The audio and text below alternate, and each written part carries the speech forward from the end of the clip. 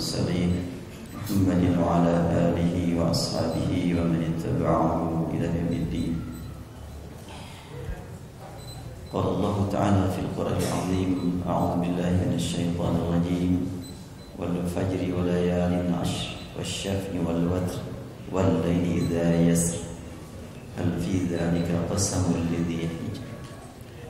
Allah Subhanahu wa Ta'ala beberapa kali bersumpah dengan menyebut waktu, antara lain waktu fajar, waktu selang 10 malam, angka genap berkaitan dengan waktu juga, dan angka ganjil. Itu yang terdapat di dalam surat Al-Fajr. Wal fajri wa layalin ashr wasyaf'i wal watr wal laili idza yasr. Tentu tidak mungkin Allah menyebut waktu digunakan untuk sumpah kalau tidak penting untuk kita perhatikan dengan serius atau untuk diperhatikan lebih khusus. Jelas sekali kita rasakan bersama waktu fajar adalah waktu yang paling bermakna buat komunikasi dengan Allah sebagai langkah awal untuk mengisi aktivitas seharian. Sangat penting bimbingan ilahi dalam mengisi kehidupan kita dari mulai awal hari sampai akhir, maka disebut dengan Al-Fajr. Dan Al-Quran menyebutkan wa Quran Al-Fajri inna Quran Al-Fajri kana mashhuda. Membaca waktu fajar betul-betul memiliki perhatian khusus dari Allah Subhanahu wa Ta'ala, sehingga malaikat pun diperintahkan untuk menyaksikan perjalanan hamba-hamba Allah yang mengisi waktu fajar. Dilanjutkan sebutan waktu fajar dengan walayalin ashr, 10 malam atau malam yang 10. Kalau layalin ashri artinya malam yang 10. Kalau 10 malam artinya asyratu layal. Beda ya. Kalau asyratu layalin itu 10 malam. Tapi kalau malam yang 10, nah ini layalin ashri. Yang mana yang malam yang 10 itu? Ibnu Abbas menyebutkan bahwa yang dimaksud dengan yang 10 dari malam tersebut, sebagaimana dikutip oleh para ulama tafsir, kita perhatikan umpamanya At-Tabari menyebutkan apa yang dimaksud dengan malam yang 10 adalah qauluhu wa layalin ashr ikhtalafa ahlu ta'wil fi hadhihi layalin ashr ay layalin dia. Para ahli tafsir berpandangan yang beragam tentang memberi makna mengenai 10 atau malam yang 10 itu. Di antaranya menyatakan layali ashri dzulhijjah, malam-malam yang 10 yang berlangsung pada awal Dzulhijjah, yaitu dari tanggal 1 Dzulhijjah sampai tanggal 10 yang sebentar lagi akan kita temui. Sekarang sudah Dzulqa'dah tanggal 4 ya. 4 apa 3 sekarang? Kalau Agustusnya rata-rata hafal lah. Kalau Dzulqa'dahnya banyak yang kurang perhatian ini. Nah, sekarang sudah hari keempat kalau tidak salah Dzulqa'dah. Ya betul ya, 4 ya. Ya, berarti sekitar 25 malam lagi kita akan masuk Dzulhijjah. Dan para calon jamaah haji sudah merasakan seakan-akan sudah di Mekah aja sekarang ini, walaupun masih di Indonesia. Dan sudah ditetapkan untuk kloter-kloter dari Bandung akan berangkat mulai tanggal berapa, itu sudah ada jadwalnya sekarang. Nah, ulama memberi makna bahwa yang dimaksud dengan layalin ashrin adalah malam yang 10 dari awal Dzulhijjah sampai tanggal 10 Dzulhijjah.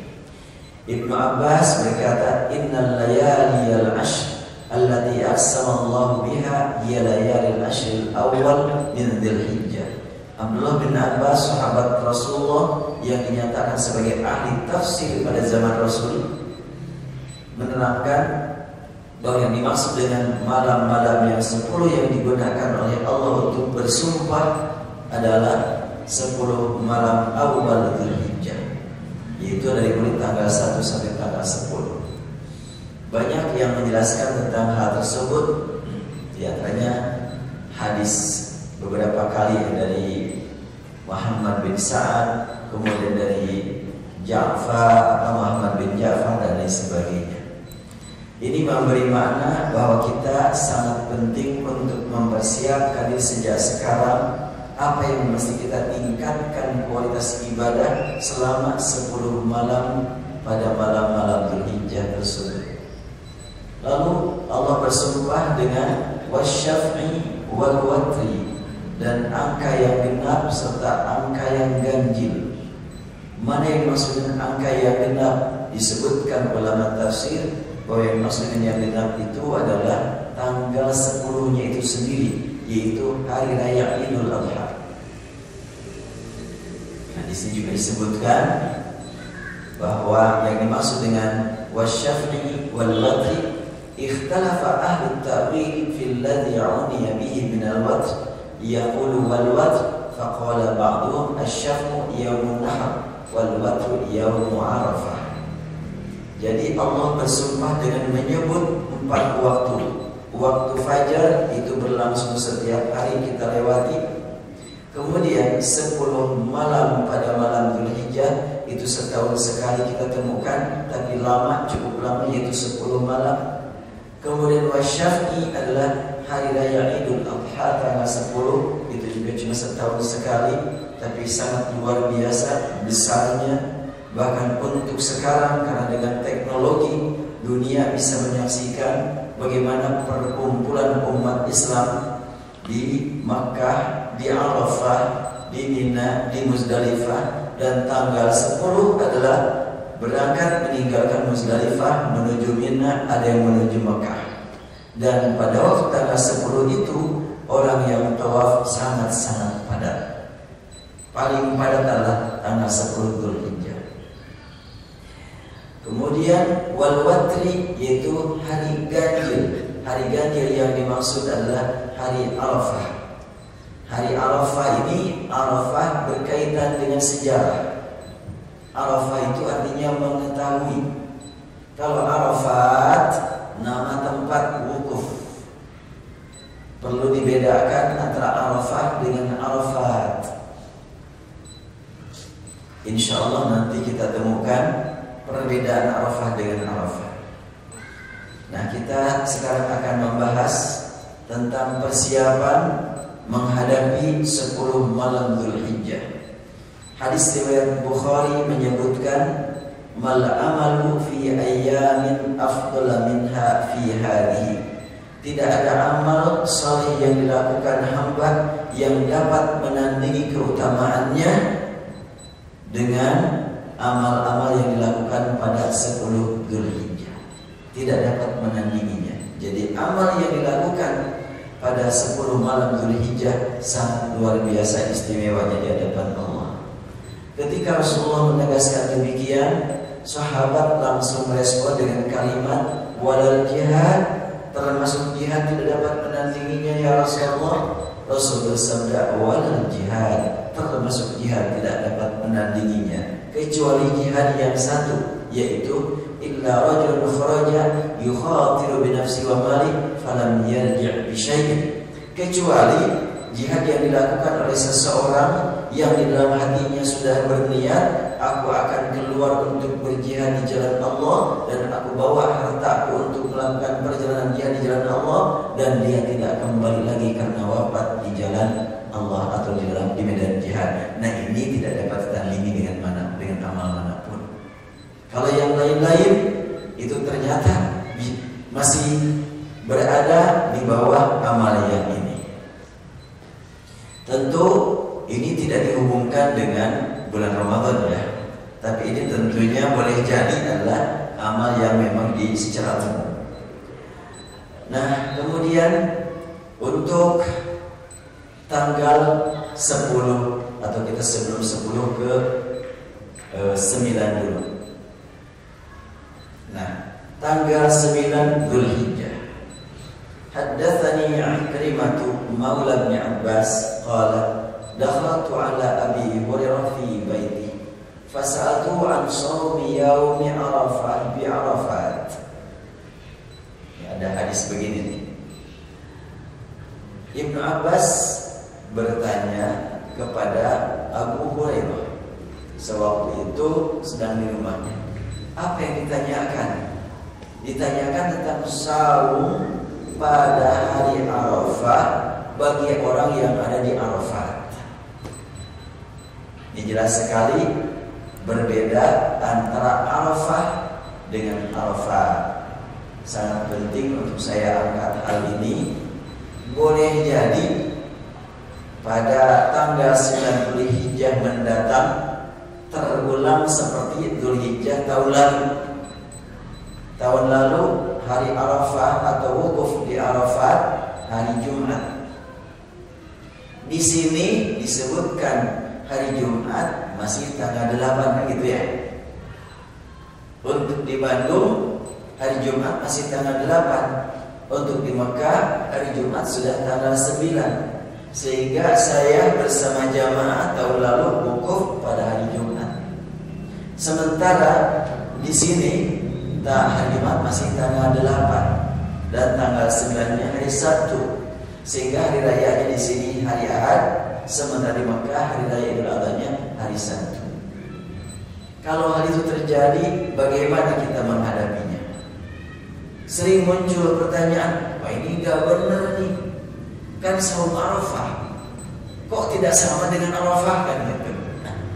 Padahal yang digunakan oleh para jamaah haji untuk wukuf namanya Arafat, bukan Arafah.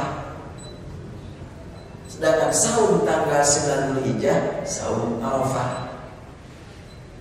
Apa bedanya Arafah dengan Arafat? Arafah hubungan dengan sejarah. Nabi Ibrahim bermimpi diketahui pada hari itu. Sedangkan Arafat nama tempat yang digunakan untuk wukuf. Namun untuk di Mekah hari Arafah dengan wukuf di Arafat pasti berbarengan. Karena tanggal 9 Dzulhijjah itulah berlangsungnya wukuf di Arafat. Tapi tanggal 9 Dzulhijjah di Indonesia bisa berbeda dengan tanggal 9 Dzulhijjah di Mekah. Bisa berbeda. Kenapa sih bisa berbeda? Kan sekarang dengan teknologi canggih bisa diketahui berita sedunia. Iya, untuk berita bisa diketahui sedunia. Tapi untuk waktu praktek ibadah nggak bisa disamakan. Buktinya sekarang kita baru selesai sholat asar menjelang maghrib. Sekarang di Mekah jam berapa nih? Berarti di sana baru zuhur. Ya, kan? Baru selesai sholat zuhur, bahkan belum juga jangan-jangan di sana. Di sini jam 4, di sana baru jam 12. Mungkin sholat zuhurnya lewat jam 12. Belum zuhur juga. Gak bisa dipaksakan. Lebih lagi kalau sekiranya saum Arafah yang berlangsung umpamanya di Sydney, bedanya antara Sydney dengan Mekah 7 jam. Apabila wukuf di Arafah hari Jumat mulai jam 1 atau setengah 1 zuhurnya, kemudian saum Arafah di Sydney juga hari yang sama. Di Arafat belum mulai wukuf, di sini sudah pada buka semuanya. Jadi nggak bisa berbarengan antara saum dengan wukuf, nggak bisa dipaksakan. Oleh karena itu, kalau terjadi perbedaan hari, tidak masalah, karena waktu ibadahnya pun tidak bisa sama-sama. Tetap ada perbedaan tergantung daerah. Semakin jauh timur dan baratnya, semakin jauh juga jaraknya. Lebih lagi antara timur dan barat dunia, waktunya berbedanya sampai 23 jam. Nggak bisa dipaksakan.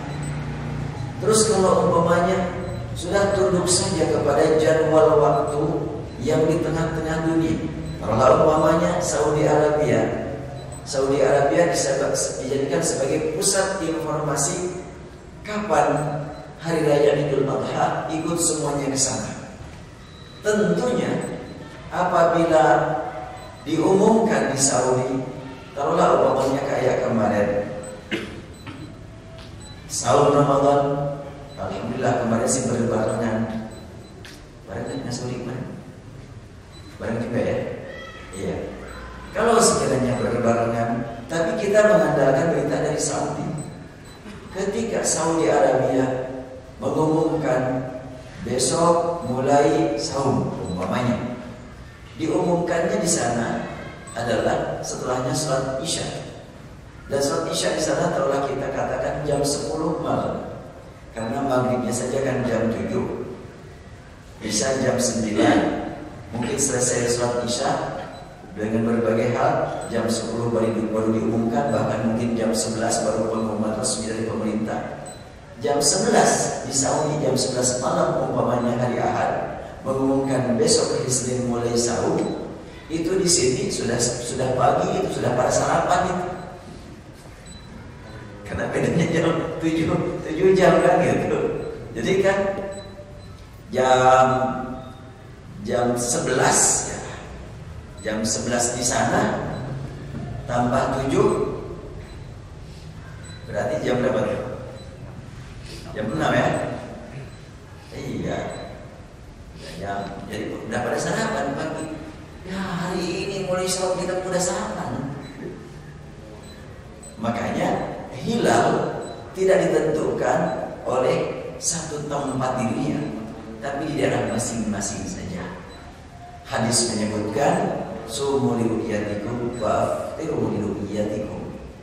Hendaklah kalian memulai sahur dengan ru'yat kamu, bukan juga dengan ru'yat kamu. Kamu di mana?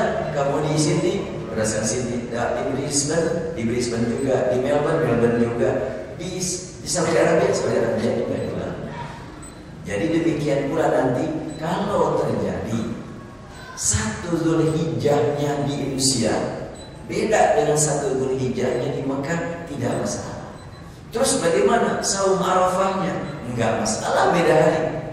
Saum Arafah di Indonesia umpamanya hari Sabtu, dan saum Arafah di Mekah umpamanya bagi yang tidak haji adalah hari Jumat, tidak masalah. Karena bukan saum Arafat, tapi saum Arafah. Ini nampaknya belum banyak tahu tentang hadis ini, sehingga suka muncul perdebatan. Wah, gimana nih kita? Saum Arafat tidak sesuai dengan Arafat. Emang bukan Arafat saum, tapi saum Arafat. Bedanya kalau Arafat pakai tak marbutah nih, dan Arafat pakai tak yang terbuka. Arafat nama tempat dan Arafat nama peristiwa. Dan sangat erat hubungannya dengan Al-Quran, surat Al-Baqarah.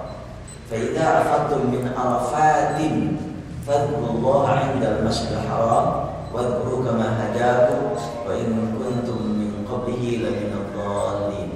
Kita perhatikan surat Al-Baqarah ayat 168 ya.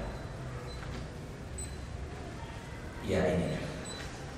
ليس عليكم جناح أن تبتغوا فضلا من ربكم فإذا أفضتم من عرفات فاذكروا الله عند المشعر الحرام واذكروه كما هداكم وإن كنتم من قبله لمن الضالين.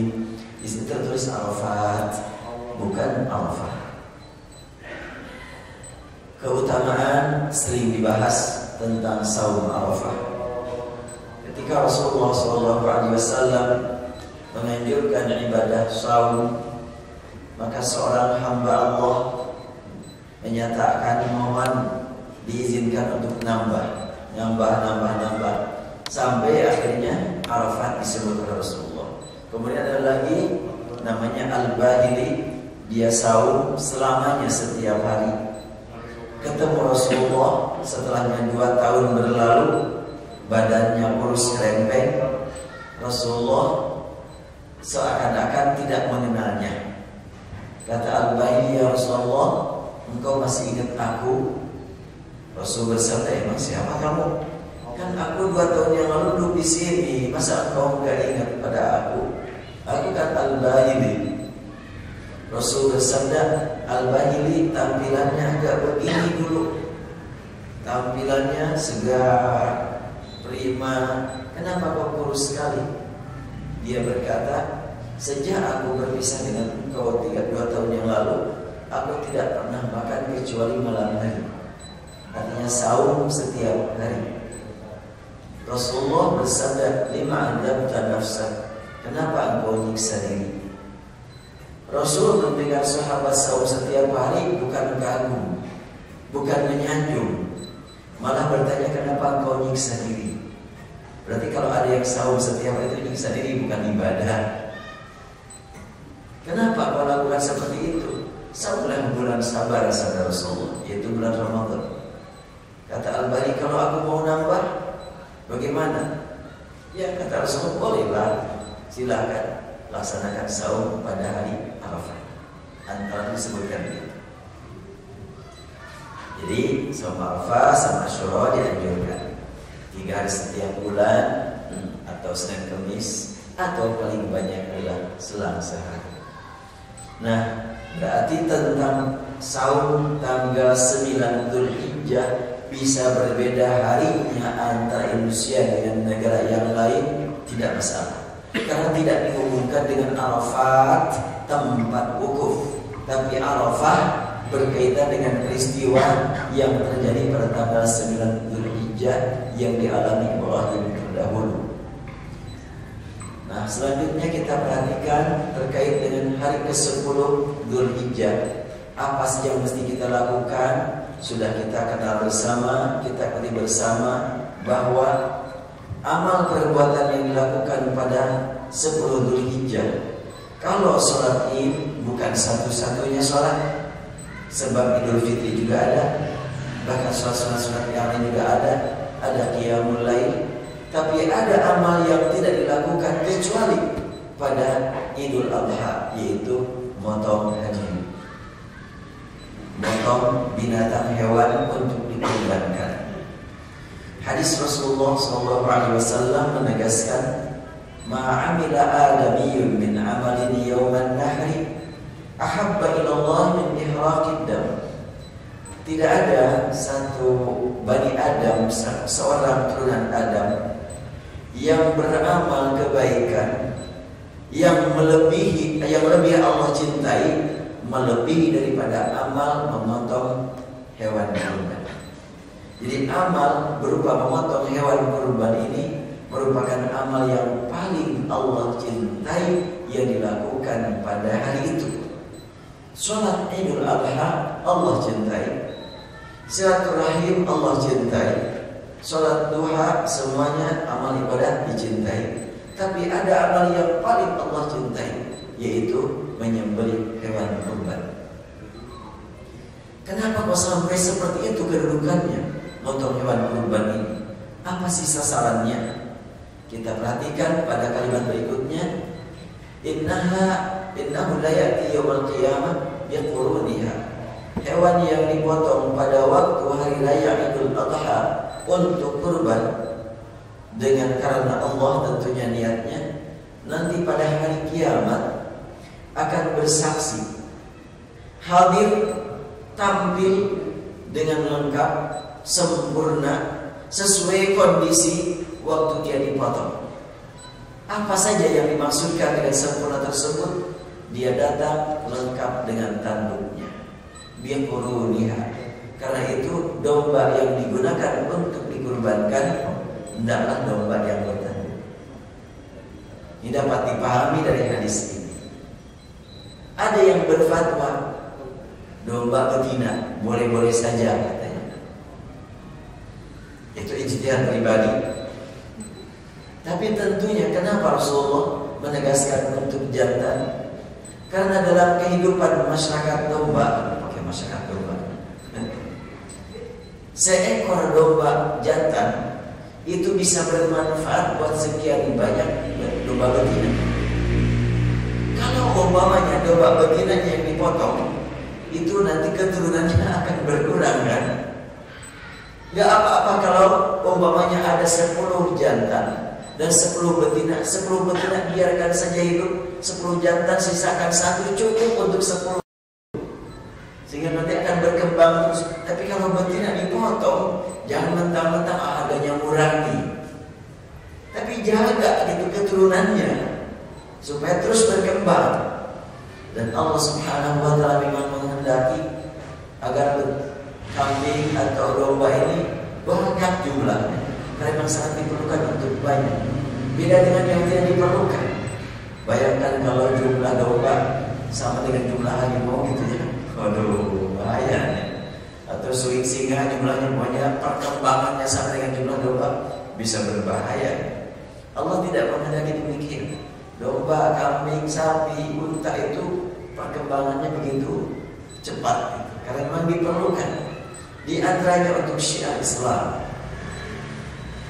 Nanti akan datang dengan lengkap tanduknya terlihat, wa asy'ariha, dan bulu-bulunya juga akan terlihat tampil. Kalau begitu maka jangan diganggu ketika memotong hewan kurban.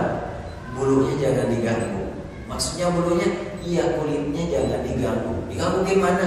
Ya jangan dijual ketika berkurban. Saya pemanya mengorbankan 2 ekor kambing, kemudian kulitnya dipakai upah yang memotong. Berarti sama dengan dijualkan kepada pemotong dengan harga jasa. Sehingga yang dikurbankan tanpa kulit kan itu ya. Yang dikurbankan cuma dagingnya saja, kulitnya nggak dikurbankan. Nanti kira-kira bagaimana ini terkait dengan hadis ini? Nanti kan akan tampil dengan bulu-bulunya. Emang bulunya tanpa kulit. Oleh karena itu maka orang yang berkorban, mengorbankan seekor kambing, seekor domba atau sapi, kulitnya jangan dijual oleh orang yang berkorban. Jadi yang berkorban semuanya dia korbankan, semuanya dia keluarkan tanpa ada yang diuangkan. Nah, istimewa di segi keutamaan ini sangat menarik untuk dilakukan oleh semua kaum muslimin. Karena amal yang paling Allah cintai yang dilakukan pada hari kurban ini. Ini motivasi buat kita semuanya, persiapan. Masih ada waktu sebulan lebih, masih 40 harian, kurang ya, 35 hari lagi persiapan untuk beli kambing. Dari sejak sekarang sudah dipersiapkan dananya. Nanti akan tampil dengan bulu-bulunya, wa adlafiha, dan kuku-kukunya. Dan bulu, kuku, tanduk ini enggak mendapatkan perhatian. Yang mendapatkan perhatian kan kulitnya. Tapi kulit berikut bulu kan gitu. Tapi kalau bulunya saja, kecuali lah kalau untuk ahli bikin wall beda lagi gitu. Tapi secara umum tentunya tidak perhatian kepada hal itu. Kemudian ada yang lebih menarik lagi untuk mengkaji hadis ini. Rasul bersabda, wa inna dama la yaqa'u min Allah bimakanin qabla an yaqa'a min al-ardi fatibu biha nafsan. Darah binatang kurban yang dipotong ketika menetes atau mengalir darah itu sebelum jatuh ke bumi sudah duluan dicatat di hadapan Allah tentang amal ibadah yang dilakukan oleh orang yang berkurban itu sebelum jatuh darah ke bumi. Begitu cepatnya, karena Allah Subhanahu wa taala sangat mencintai amal pemotongan hewan kurban ini. Sehingga sudah dipotong darah keluar, belum nyampe di tanah, sudah duluan sampai ke hadapan Allah Subhanahu wa taala, sudah duluan dicatat amalnya. Oleh karena itu sangatlah penting bagi kita untuk memelihara kesehatan binatang terkait dengan tadi tanduknya, bulunya, kukunya, jangan pincang gitu kakinya. Dan kenapa disebut kuku? Ini perhatian kepada kaki ya. Berarti nanti kalau umpamanya motong seekor kambing, satu paha buat upah si pemotong, berarti kakinya cuma 3. Yang satu tidak termasuk yang dikurbankan, enggak benar. Ya tapi kan yang memotong juga mau, ya jangan sebagai upah. Sama haknya dengan yang lain. Yang memotong ahli, dia profesional. Kalau mau dikasih upah, jangan dari daging kurban. Uang siapkan. Makanya nanti kalau pemanya di antara bapak ada yang menjadi panitia, anggota panitia kurban, tentunya kepada yang menitipkan binatang kurban dirasa perlu untuk diminta dana buat pemeliharaan, buat pemotongan, dan buat biaya-biaya yang lainnya. Ya kecuali kalau pemanya diserahkan ke panitia, kami serahkan uang sekian untuk segala-galanya. Nah itu terserah panitia. Kalau pokoknya dihargakan saja, pokoknya 2,2, ya 2.200 pokoknya. Seekor binatang senilai seberat sekian kilo itu bisa. Tapi di situ ada dana langsung untuk biaya pemotongan dan biaya-biaya yang lainnya. Nah, dengan kalimat ihraqid dam ini disebutkan ihraqid dam itu apa? Mengalirkan darah. Jadi tidak ada amal yang lebih Allah cintai yang dilakukan pada waktu hari raya Idul Adha. Tidak ada yang lebih daripada aliran darah binatang kurban. Aliran darah sebutannya, bukan min dzabhil kabsh atau min dzabhil an'am, daripada memotong binatang. Enggak, kalimatnya bukan memotong binatang, tapi ihraqid dam. Arti ihraqid dam itu artinya mengalirkan darah. Jadi mengalirkan darah itu merupakan perbuatan yang sangat bermakna. Ada apa di balik sebutan mengalirkan darah binatang kurban? Ini memberi gambaran bahwa darah yang tidak pernah mendapatkan perhatian, ternyata bila diniatkan untuk amal ibadah itu sangat bermakna. Ya apalagi yang pembagian dagingnya, apalagi yang makan rame-ramenya secara syiar Islam, itu aliran darahnya saja sudah merupakan amal ibadah. Berarti yang kotor, yang najis bisa jadi amal ibadah. Ya apalagi yang memang yang bersih, yang suci. Niat sangat menentukan. Kalau kedudukan berkurban begitu tingginya, sangat penting bagi kita semuanya. Jangan sampai ada yang meninggalkan diri untuk tidak berkurban. Saya nggak punya biaya beli seekor kambing. Boleh nggak kalau patungan, reongan gitu ya? Saya mah nggak mampu beli seekor kambing. Umpamanya ada yang berkata begitu. Kita perhatikan hadis berikutnya. Haddatsana anna Jabir ibn Abdullah akhbarahuma anna Rasulullah sallallahu alaihi wasallam shalla lin-nasi yawman nahri falamma faragha min khutbatihi wa salatihi dhaha bi kabshin fadhabahahu huwa bi nafsihi wa qala bismillah wallahu akbar Allahumma hadha anni wa amman lam yudhi min ummati. Jabir berkata bahwa Rasulullah SAW melaksanakan sholat menjadi imam untuk sholat Idul Adha pada hari kurban tentunya. Selesai beliau khutbah dan sholat, beliau langsung turun dari mimbar lalu ngambil goloknya untuk motong seekor domba di kabshin. Kabshin ini seekor domba. Fadzabahahu, lalu beliau sembelih domba tersebut dengan tangan beliau sendiri, dan beliau bersabda dengan nama Allah, Allah yang Maha Agung. Ya Allah, binatang ini aku potong atas namaku dan atas nama orang-orang yang belum berkurban dari umatku. Satu ekor kambing atas nama beliau sendiri dan atas nama umatnya yang belum berkurban. Jadi jelas sekali bahwa seekor domba, seekor kambing bisa digunakan untuk lebih dari satu orang. Walaupun mungkin yang lain tidak memahami begitu hadis ini, sebab tidak terdengar keterangan dari yang lain. Saya pun belum pernah mendengar yang lain yang menyatakan bahwa seekor kambing atau seekor domba boleh untuk beberapa orang.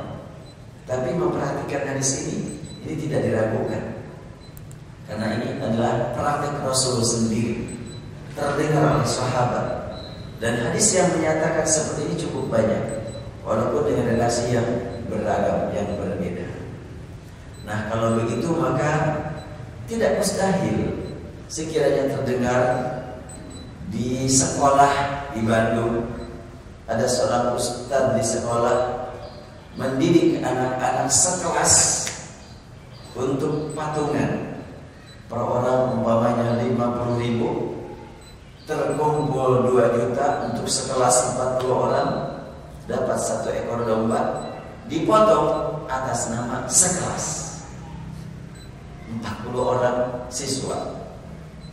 Ini pernah menjadi permasalahan. Gak ada artinya itu main-main itu katanya.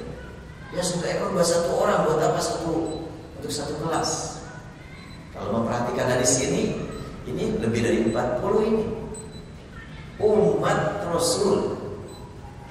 Bahkan mungkin tidak dibatasi apakah umat Rasul yang hidup pada zaman beliau, atau yang sudah meninggal, atau yang belum lahir. Itu masuk semuanya. Hanya tentu harus kita perhatikan supaya tidak menyimpang dari jalur yang sebenarnya. Biasanya kalau muncul pengertian seperti ini suka dibentrokan dengan firman Allah Subhanahu wa taala yang berbunyi, wa allaisa lil insani illa ma sa'a. Tiada seorang pun dari manusia yang akan mendapatkan balasan amal kecuali hasil amal dia sendiri. Itu ayat Al-Quran surat An-Najm surat 53. Kemudian surat Yasin menyebutkan, "Fal-yawma la tuzlamu nafsun syai'an wa la tujzauna illa ma kuntum ta'malun." Hari ini tak seorang pun dizalimi. Hari ini semua kamu dapat nilai, dapat pahala sesuai amal kamu. Terus hubungkan lagi dengan hadis, "Idza matal insanu qata'a 'amalu illa min thalath, shadaqatin jariyah aw 'ilmin yuntafa'u bih wa 'amalin shalihin yad'u lahu." Manusia kalau sudah meninggal, selesailah sudah, tidak bisa melanjutkan amal, tidak bisa menambah nilai amal kecuali dari 3 hal. Sedekah jariyah yang dilakukan waktu dia hidup. Kemudian ilmu yuntafa'u bihi, ilmu yang dia sebarkan waktu hidup juga. Kemudian waladun shalihin yad'u lahu, anak soleh yang tentunya lahir ya waktu dia hidup kan. Kalau sudah meninggal mah nggak pernah ada yang melahirkan lagi. Ya prosesnya mungkin kalau si ayah bisa saja waktu lahir dia sudah meninggal, tapi tentu kan prosesnya dari dia juga. Nah 3 hal disebutkan dalam hadis. Sedekah jariyah jelas waktu dia hidup sedekahnya. Ilmu yang bermanfaat jelas waktu dia hidup. Dan saya pun berharap itu dengan disampaikan seperti ini nanti disampaikan oleh ibu kepada keluarga, kepada masyarakat, bapak-bapak, kalau saya hari ini besok, hari ini atau besok meninggal, mudah-mudahan saya dapat nilai dari ilmu yang dikembangkan oleh para jamaah. Itu yang maksud dengan ilmu yuntafa'u bih. Walaupun saya sudah meninggal, masih bisa nambah amal dari yang 3 hal itu. Dan insya Allah ini ada program baru ya yang saya sampaikan kepada jamaah di At-Taqwa. Saya dengan putranya Pak Ustadz Deden ini, Ustadz Hanova, punya program mulai Maret akan mengadakan karantina kelas hafalan Al-Quran maksimal 7 orang untuk dibina selama 3 bulan. sampai hafal selama 3 bulan, dan yang 7 orang ini nggak boleh ada kegiatan di luar. Insya Allah tempatnya di rumah saya sendiri di Riung Bandung.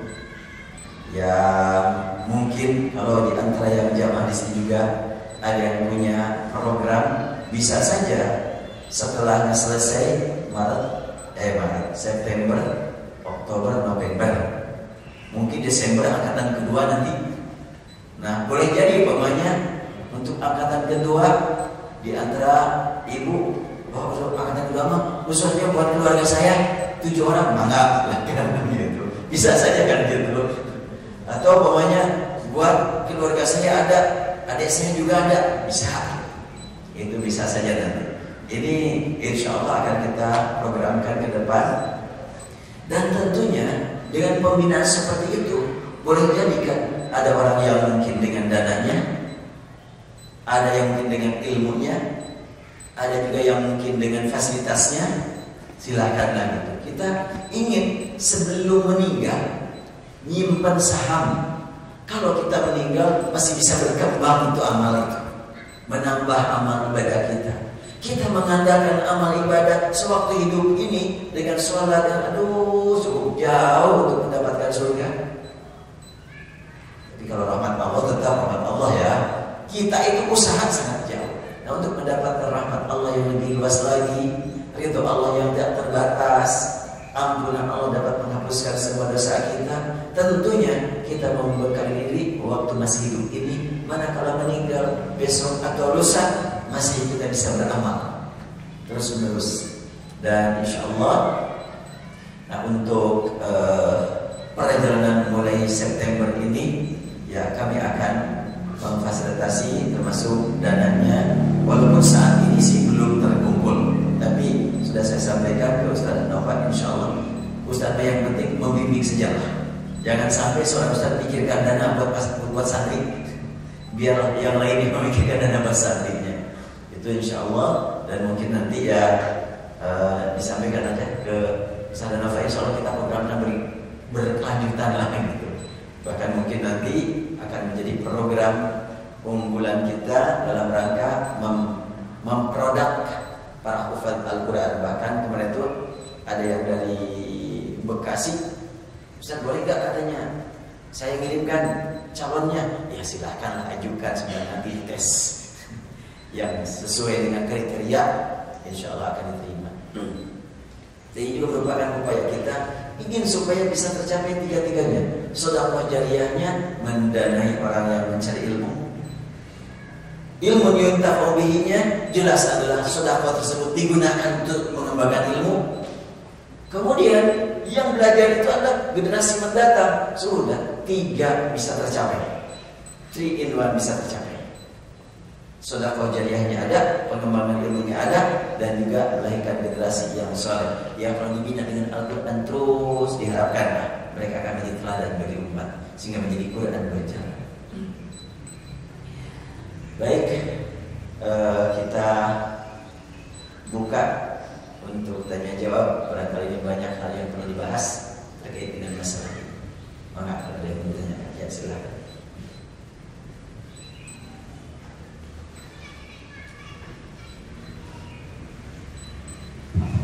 Assalamualaikum warahmatullahi wabarakatuh. Waalaikumsalam. Sebenarnya mungkin sudah terjawab tadi, cuman ini saya ingin mencari ketegasan lagi. Berarti kalau misalnya seseorang berkorban, seorang bapak, apakah berarti bisa untuk sekeluarga niatnya? Terus yang kedua, kalau tradisi di desa itu kalau mau berkorban kan harus membacakan niat. Itu niatnya harus bagaimana? Apalagi kalau yang korbannya untuk sekeluarga. Iya. Ya. Yang berniat itu boleh jadi ada 2 tuh yang berniatnya. Kalau umpamanya tidak dipotong oleh yang berkurban, tapi dititipkan ke panitia. Pertama yang mengeluarkan dana itu yang menentukan niat. Dia niat beli seekor kambing cuma mampu seekor, saya berkurban atas nama seluruh anggota keluarga saya, berapa orang, lalu dititipkan kepada panitia. Sambil kepada panitia mungkin tercatat di panitia salah satu saja kan dicatat. Itu cuma urusan teknis. teknis, salah satu dicatat di situ siapa yang dicantumkan di daftar, tapi yang paling penting adalah niat yang mengeluarkan dana atas nama semuanya. Dan tentu hal tersebut diharapkan dengan adanya kita menyembelih seekor dengan atas nama sekeluarga, diharapkan di hadapan Allah semua anggota keluarga kita termasuk yang mengikuti sunnah Rasul. Itu intinya, termasuk umat Nabi Muhammad. Adapun pahala, kembali kepada yang tadi, ayat hadis tidak berbicara pahala. Biar Allah yang mengatur urusan pahala. Tentunya yang pasti yang dapat pahala adalah orang yang berjuang mengeluarkan harta membeli hewan itu yang pasti mendapatkan pahala. Adapun yang lain-lain yang diikutkan dan tidak berkorban, tidak mengeluarkan harta, diharapkan termasuk umat yang diakui oleh Rasul sebagai umatnya. Bukan urusan bicara pahala, bukan, tapi termasuk yang ikut sunnah Rasul. Sehingga nanti di akhirat, kalau umpamanya ada pertanggungjawaban tentang berkurban dan dia belum sempat berkurban, maka sudah dibayarin atau dibayarkan oleh orang tuanya. Itu harapannya demikian. Jadi dipersilakanlah nanti ini dalam rangka memperluas dan memperdalam makna, memperluas wawasan dan juga memperlebar manfaat lahir dan manfaat batinnya. Ya, maka silakan. Assalamualaikum warahmatullahi wabarakatuh. Waalaikumsalam. Pak Ustadz, saya ingin lebih penjelasan di puasa 9 Zulhijjah tadi. Ini sebelumnya saya mendengar penjelasan ini, ada yang bilang 3 hari. Jadi ini intinya mungkin yang tanggal apa benar atau hanya tanggal 9 Zulhijjah aja dijelaskan. Satu itu, kemudian yang kedua mengenai niat kurban, tapi seseorang itu masih punya beban hutang gitu Pak Ustadz. Ini ya yang utama mana Pak Ustadz itu, tapi dia niatnya untuk kurban gitu. Mungkin itu Pak Ustadz. Terima kasih. Assalamualaikum warahmatullahi wabarakatuh. Waalaikumsalam warahmatullahi wabarakatuh. Ya, kalau pembahasan utang sangat relatif utang. Zaman sekarang pengusaha besar kalau nggak punya utang dipertanyakan gitu. Pengusaha besar kan asal punya utang kan. Jadi utang tidak bisa dijadikan sebagai ukuran. So ada utang karena taulit utang, ada utang karena memang keperluan bisnis. Oleh karena itu bab utang dengan bab korban sangat penting untuk memang dikaji dengan bahasan yang terpisah. Tetapi ada perlunya. Orang punya utang, tapi dia ingin berkurban. Nah, apakah dengan dia berkurban utang masih bisa terbayar apa enggak? Apabila memang dengan berkurban utangnya tidak terbayar, tentu utamakan bayar utang. Karena bayar utang adalah wajib. Tapi kalau sekiranya saya berkorban untuk bayar utang, sudah ada cadangannya, gaji setiap bulan sekian, masa setiap bulan sekian, ya diharapkan tetap bisa dijangkau dua-duanya. Utang sudah terbukti akan terbayar dengan penghasilan yang setiap bulan ada atau setiap hari bagi para pengusaha. Kemudian berkorban juga karena Rasulullah sudah menegaskan, siapa yang memang punya kelapangan pada hari kurban dan dia tidak melakukan penyembelihan hewan kurban, fala yaqrabanna musallana. Rasul menegaskan jangan dekat-dekat tempat sholat. Itu kalimatnya begitu. Dan makna jangan dekat-dekat ke tempat sholat itu bukan berarti melarang sholat, tapi memberikan motivasi betapa pentingnya untuk berkurban. Bukan berarti kalau umpamanya tidak berkurban dan dia mampu berkurban kemudian sholatnya haram. Tapi itulah bahasa sosial itu. Bahasa motivasi Rasulullah SAW memberikan motivasi kepada para sahabat agar senantiasa penuh perhatian kepada masalah berkurban. Jadi kalau begitu maka tinggal diperhitungkanlah oleh dia apakah mampu membayar utang. Kalau masih berkurban masih mampu membayar utang. Kalau memang tidak terbayar di utang kalau berkurban, nah kalau gitu mau utamakanlah bayar utang itu wajib. Allah. Ya, Pak, silakan. Assalamualaikum warahmatullahi wabarakatuh. Waalaikumsalam. Begini Ustaz, bisa nggak si pekorban itu, si pemilik korban itu dia mendapat bagian dari hasil korban itu Ustaz? Mohon penjelasan Ustaz. Assalamualaikum warahmatullahi wabarakatuh. Waalaikumsalam warahmatullahi wabarakatuh. Kita perhatikan firman Allah Subhanahu wa taala dalam surat Al-Hajj ayat 36. Allah berfirman, "Wal budna ja'alnaha lakum min sya'airillahi lakum fiha khair." Al-budna yang dimaksud di sini adalah binatang besar badannya untuk dikorbankan. Tentu yang paling besar yang biasa dikorbankan di tanah suci Mekah Madinah adalah unta. Itu lebih besar dari sapi. Kalau sapi hanya cukup untuk 7 orang, kalau unta bisa sampai 10 orang. Tergantung kualitas untanya, dari 7 sampai 10. Nah, disebut wal budna adalah unta. Ja'alna hadakum, kami jadikan untuk kamu. Apa untuk kamu? Pertama, untuk kamu menyebarkan ajaran Allah. Min sya'airillah. Sya'air itu artinya kan menyebarkan, mempromosikan ajaran Allah, mempromosikan ajaran al-Islam. Min sya'airillah. Oleh karena itu maka berkurban itu berguna untuk dimakan oleh masyarakat muslim dan non-muslim sekaligus. Lakum fiha khair. Pada binatang al-budna tadi itu banyak sekali nilai-nilai yang sangat bermakna untuk kamu. Maka ketika sudah siap untuk berkorban, kapan siap itu? Apabila unta sudah berbaris, fadhkurusmallahi 'alaiha shawaf, maka sebut nama Allah. Jadi kalau motong unta kan unta itu berdiri, tidak digerobok, digeletakkan, dijatuhkan dulu, enggak kalau unta. Beda dengan sapi. Sapi kan lehernya kan ke sini kan gitu, terus digeletakkan dulu. Kalau unta kan lehernya kan begini. Makanya ketika unta datang, pemotong sudah megang golok, sudah gini aja, kayak apa itu, motong ranting pohon atau kayak motong pohon pisang langsung gitu. Itu untanya lagi berdiri. Mungkin ibu berkata, tega benar itu. Justru itu lebih cepat gitu daripada dijatuhkan dulu, ketakutan dia juga kan. Unta mah enggak.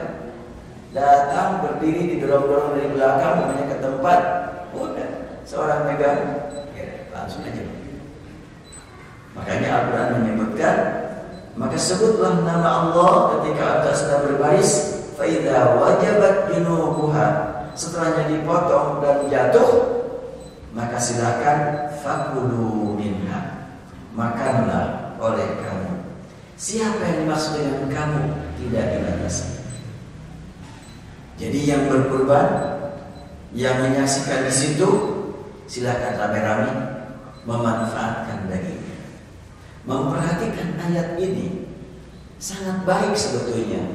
Kalau sekiranya panitia kurban itu sudah menyiapkan di sana alat masak, dipotong 1, 2, langsung dicincang, yang satu lagi langsung masak di sana. Sudah capek motong-motong, sudah kemudian bungkusan dibagi-bagikan, kumpul masyarakat banyak, yang miskin, yang kaya, pejabat, rakyat, muslim dan muslim, yuk kita sama-sama di sini memanfaatkan daging kurban. Itu luar biasa itu kalau itu kita laksanakan. Sehingga terlihat betul syiar Islam. akan dirasakan manfaatnya oleh non-muslim sekalipun. Namun hal ini kelihatannya belum masyarakat kali ini. Karena Al-Quran menyebutkan fakulu minha, makanlah oleh kamu dari sebagian itu, termasuk yang berkorban. Silakan rame-rame memakan bersama masyarakat.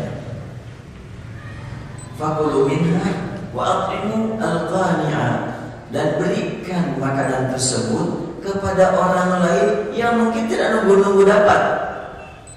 Dia udah biasa, apalagi di komplek perumahan seperti ini. Kapan aja mau makan daging, mau gampang-gampang saja. Tapi kan tidak semua orang punya kemampuan seperti itu. Maka ada al-mu'tar yang menunggu-nunggu tuh, kapan saya dapat enak makan daging, nunggu hari raya Idul Adha sebentar lagi. Itu bahagia. Orang-orang miskin sudah masuk Dzul Qa'dah, sebentar lagi Dzul Hijjah kita akan makan daging, itu sangat bahagia mereka. Tapi bagi orang yang memang berkecukupan, enggak masalah, kapan aja kita mau bisa. Makanya di sini ada al-qani'ah. Jadi pemakan daging kurban itu di sini 3 kelompok nih. Yang berkurban, yang tidak berkurban dan dia tidak menunggu-nunggu, dan yang memang merasa perlu untuk mendapatkannya. 3 kelompok. Tidak disebutkan agama, tidak disebutkan status mereka. Tapi 3 kelompok silakan oleh kamu semuanya. Silakan bagikan yang lain juga. Yang perlu dan yang tidak perlu, yang meminta dan yang tidak meminta. Bagaimana sekarang? Di daerah-daerah di kita ini ada yang suka menunggu hari raya Idul Adha itu sampai satu rombongan gitu keliling. Sampai ada yang dapat banyak lah gitu. Secara pembagiannya agak terpengaruh, boleh-boleh saja. Cuma kadang-kadang komunikasi sosial saja yang kurang serat. Komunikasi emosional, wah ini jangan-jangan dijual nih. Mau dijual mau enggak itu urusan dia. Yang penting berkorbannya itu sah-sah saja. Bagi penerima, dia menjual mungkin disimpan di rumah juga. Saya nggak punya kulkas. Dimakan seharian kan dah habis. Udah dijual sebagian bisa saja, atau didendeng oleh mereka, silakan saja. Itu urusan teknis. Jadi yang paling utamanya adalah syiar Islamnya. Makanya sangat tepat berkorban itu adalah dipotong di hadapan masyarakat banyak yang memang tidak berkeberatan menyaksikannya. Ya tidak semua orang bisa menyaksikan kan. Aliran darah itu atau mau pusing nggak mau, ya jangan dipaksakan. Tapi bagi yang biasa menyaksikan silakan. Dan itu lebih utama daripada dipotong di tempat pemotongan di pajagan nggak pas itu, atau di Australia umpamanya di tempat pembikinan kornet itu sebetulnya ada nilai yang kurang. Bukan tidak sah, tetapi ada nilai yang hilang. Tapi buat yang di Mekah, di Madinah, nggak mungkin semuanya dipotong di tempat terbuka. Kebanyakan dan nggak ada yang makan. Jamaah haji kalau mencapai 4 juta, mungkin yang haji ifrodnya nggak nyampe 5%. Karena bawahnya dari 4 juta itu mungkin yang haji ifrodnya 100 ribuan lah yang haji ifrod. Nggak nyampe, mungkin 100 ribu juga 50 ribuan dari 4 juta itu. Berarti hampir 4 juta kambing, bahkan bisa lebih, karena di samping memang hadiah dan juga ada dam, dan juga yang sudah bayar haji juga, saya mau nambah lagi kurban, ada itu banyak itu. Bisa sampai 5 juta ekor, sementara yang makannya 4 juta mau dikembangkan itu kambing. Makanya sangat tepat kalau di Mekah dimasukkan oleh bank ke pabrik kornet, dipotong di situ, disebarluaskan ke luar negeri. Tapi untuk di kampung kita, di masyarakat kita masih bisa, masih banyak yang nunggu. Oleh karena itu alangkah baiknya sebelum difikirkan motong di luar, fikirkan dulu motong di daerah masing-masing. Artinya bahwa di Indonesia lah gitu. Bagaimana kalau begini? Saya punya keluarga di kampung, Pak, di situ sangat memerlukan. Silakan. Di sana 1 ekor, di daerah sini 1 ekor. diterima banyak, yang motong yang lain-lain, udah yang punya saya mau dikirim resep kamu, silahkan. Yang paling penting tercapai sya'airillah, syiar Allah tercapai. Promosi Islam bisa bermanfaat buat sekian banyak. Wallahu a'lam. Maka silakan.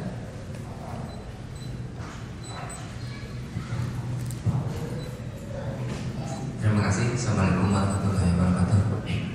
Berkenaan dengan hewan kurban, Ustaz, ini kan banyak sekali perbedaan pendapat tentang pembagian hewan kurban ini, termasuk kulitnya ya, sehingga semua bagian harus dibagikan, termasuk kulit dan kepala ya. Sehingga ada larangan untuk menjual. Ini sebetulnya bagaimana kejadiannya Pak? Sebetulnya bagaimana? Apakah memang terlarang untuk menjual sebagian bagian hewan kurban, atau ambil kemanfaatannya gimana gitu? Jadi seperti kulit kan? Seperti kulit yang kalau dibagikan jadi manfaatnya kurang, sehingga panitia menjualnya dan sehingga menjadi berbentuk uang itu. Terima kasih. Assalamualaikum warahmatullahi wabarakatuh. Waalaikumsalam warahmatullahi wabarakatuh.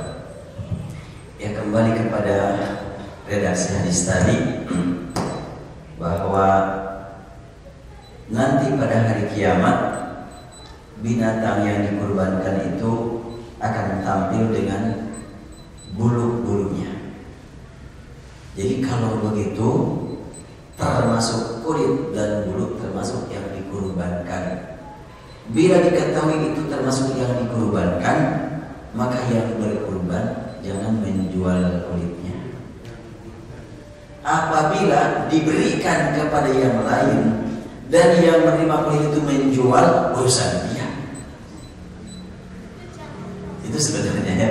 Jadi jangan sampai kulit dijual oleh yang berkurban, atau kulit dijual untuk panitia. Nah, ini juga agak pas ini. Yang jelas, kalau umpamanya kulit itu diberikan kepada seseorang atau kepada dua orang sebagai mustahik, ya urusan dia, mau dijual, mau digoreng itu kulit, mau disop, silakan saja lah. Kalau memang bisa dimakan. Jadi intinya jangan sampai dikecualikan kulitnya. Sehingga kalau umpamanya sapi sekarang rareongan umpamanya berapa, umumnya kan untuk 7 orang. Sapi 7 orang. Kemudian kulitnya disepakati dijual untuk pemotong, itu yang nggak pas. Kalau umpamanya dijual bukan untuk pemotong, ini untuk dimanfaatkan, mengambil asas manfaat. Dipakai apa? Dijual untuk dimakan juga bersama-sama. Harga dari penjualannya itu umpamanya kulitnya dijual, dipakai beli apalah gitu, terserah. Dipakai beli beras di situ, dipakai beli bumbunya, langsung dimasak di situ, makan bersama-sama, insya Allah itu tidak masalah, karena bukan diperjualbelikan oleh yang berkorban, tapi masih dimanfaatkan juga waktu itu. Justru kalau umpamanya tidak dijual, bingung mau dikemanakan. Dan saya pernah dikirim kulit, tamu waktu itu 1 karung berapa kulit, 5 kulit dikirimkan ke saya. Udah saya tawarkan, siapa yang perlu kulit, saya perlu. Aja udah, ada yang mengambil, ada yang menjual, silakan saja lah, mau dijual, mau gimana yang boleh, yang perlu. Jadi ini urusannya asas manfaat. Ada yang ekstrim, jangan dijual pada siapapun, udah potongan aja dibagikan. Ya manfaat apa enggak? Jadi kita harus melihat juga asas manfaat. Nah, terkait dengan tidak boleh dijualnya oleh orang yang berkorban, ya khawatir mengurangi nilai berkorbannya. Terkait dengan hadis tadi, wa asy'arihanya ini pemahaman sebetulnya. Kalau ada yang berbeda pemahaman seperti ini, ya sah-sah saja, namanya juga pemahaman. Yang penting semuanya berpegang kepada hadis ini. Bisa saja orang berkata, oh nggak ada larangan dengan sebutan Asy'ariyah, tidak jelas. Ya boleh-boleh aja. Yang namanya pemahaman bisa berbeda dari dulu juga. Ya baik, kalau masih ada. Kalau tidak ada, kita ibu-ibu nggak ada yang mau ditanyakan? Ya baik, kalau nggak ada kita cukupkan sampai di sini. Dan insya Allah dari kesempatan kita bertemu lagi. Subhanallah bihamdika asyhadu an la ilaha illa anta astaghfiruka wa atubu ilaik. Allahumma ya rabbana lakal hamdu kama yanbaghi li jalali wajhika wa 'azimi sultanik. Allahumma waffiqna ila ma fihi ridwanak. Allahumma sallimna wal muslimin. Allahumma afina wal muslimin. Allahumma a'izz al-islam wal muslimin. Rabbana atina fid dunya hasanah wa fil akhirati hasanah. وقنا عذاب النار والحمد لله رب العالمين. السلام عليكم ورحمة الله.